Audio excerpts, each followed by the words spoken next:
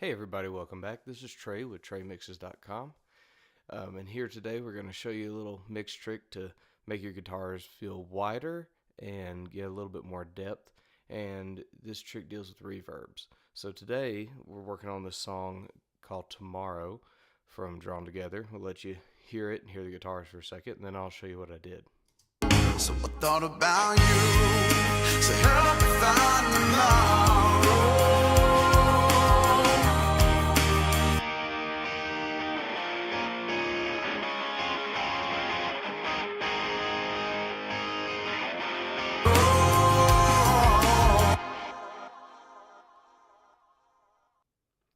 Okay, so here we have our guitars, and these were recorded in a really dry room and through an amp.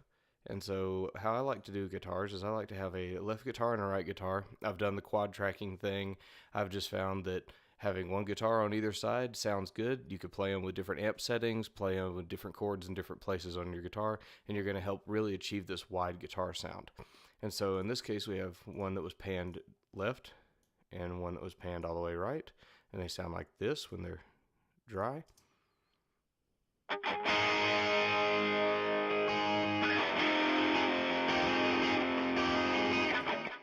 You can hear a little delay that was run through in the front of the amp. I do that because I just like how it sounds. But to add a lot of depth and space to any kind of instrument, most people want to add reverb because it makes it sound like you're playing in a club, or it makes it sound like it's reflecting off the inside of an amp, which in this case is what was used. So with any of these in your DAW, you could just create a send. And in this case, I created a send to a bus that I labeled guitar verb left. And so the guitar that I pan all the way to the right, I send to a separate reverb that is panned all the way to the left.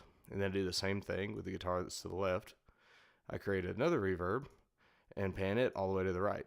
And so I run separate reverbs for each guitar and pan them to the opposite side. So here we just have a stock reverb, give it a amplifier spring reverb sound, which is a great preset here.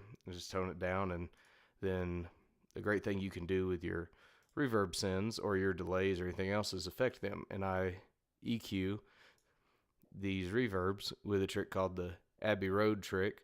And what you do is you just roll off all the bottom so it doesn't get resonant or verby or muddy.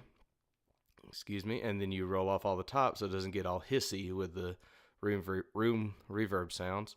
And then I just highlighted on this guitar, the little in the low end and a little in the high end on the guitar going through the right side, because I just wanted to accent those sounds. So here I'll turn off the verbs and we'll listen to them without the verb, and then we'll put the verb on.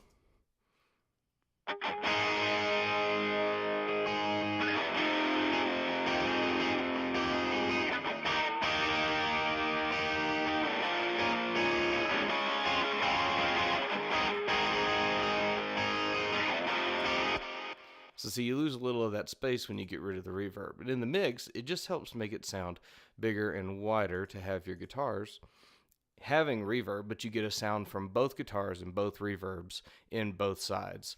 Instead of just having one reverb for both of them, this adds a sense of dynamic space that you wouldn't otherwise get. And you want to use these sends to create these auxiliary reverbs instead of just putting a reverb directly on your guitar channel like you would over here, because you want to be able to really control how much you're sending. And there's a bunch of ways to do it, but the way I find easiest is to just have the send, and you can control here how much is going to it. So one more time in the mix with and without the reverb on your amps. So I thought about you, so help me find tomorrow. 'Cause I deserve everything that happened here today. There's nothing left to borrow.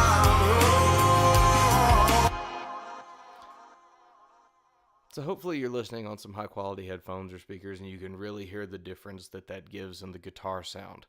Just back it up and listen again and really focus on the guitars if you want to hear what's happening with these reverbs and how that really adds some space and some depth to the guitar sound. It really gives the idea that you're playing in a very large, say, arena or club or a concert hall.